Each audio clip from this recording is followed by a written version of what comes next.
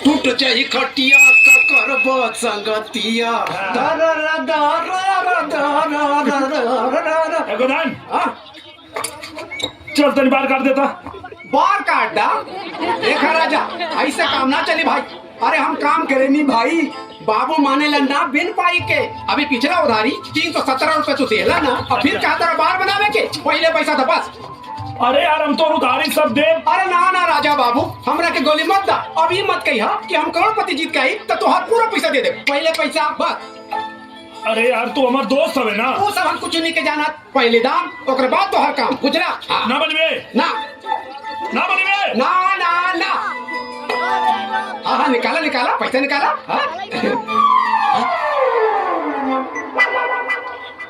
इस route की सभी लाइनें व्यस्त है, कृपया थोड़ी देर बाद डायल करें। ना बनवे ना ना ना। आपके द्वारा डायल किया गया सभी नंबर लाइनें व्यस्त है, कृपया थोड़ी देर बाद डायल करें।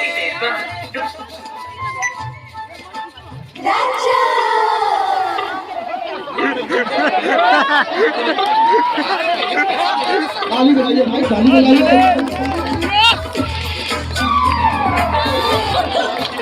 का मैडम वो दिन तो धोखा दे के भाग गए, लेकिन आज तो तोके हमरा के चुम्मा दे वही के पड़ी। हम कहाँ मना करे तानी, आप ले लो चुम्मा।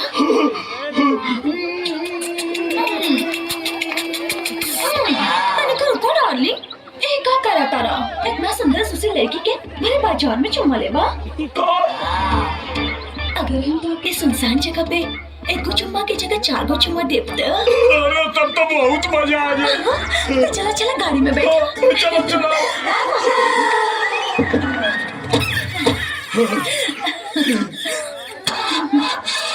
डार्लिंग गाड़ी तो स्टार्ट ही नहीं के हो।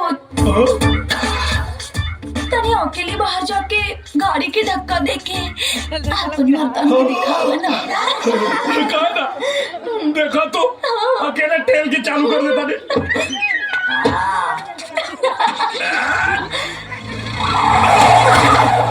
बाबा डार्लिंग नेक्स्ट टाइम 4 गो चुम्मा ना 8 गो चुम्मा ले लिया।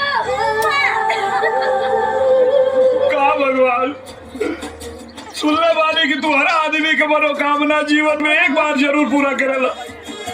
हमार करोड़पति बने के सपना तो पूरा कैला ना।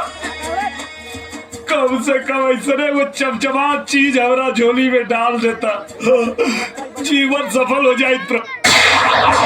हे भगवान जी, हे भगवान जी, दामन हो जाए